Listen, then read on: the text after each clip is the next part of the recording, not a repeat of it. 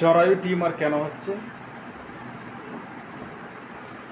ইচ্ছে মতো পিল খাচ্ছেন, ইচ্ছে মতো ইঞ্জেকশান নিচ্ছেন, ইচ্ছে মতো জন্ম নিবন্ধক যে পিলগুলো আছে সেগুলো আপনি খাচ্ছেন।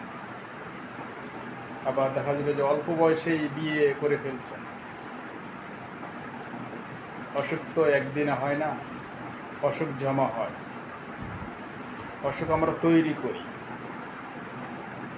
অল্প বয়সে বিয়ে, অতিরিক্ত পিল খাওয়া, এগুলোই একসময় গিয়ে জরায়ু টিউমার তৈরি করে। আপনি সাবধান না, আপনার অসুখ হয়ে গেল, এটা আপনারই দোষ। কিন্তু আপনি সাবধান হওয়ার পরেও যদি অসুখ হয়, সেটা আপনার দোষ না, এটা আল্লাহ আপনাকে দিয়েছে।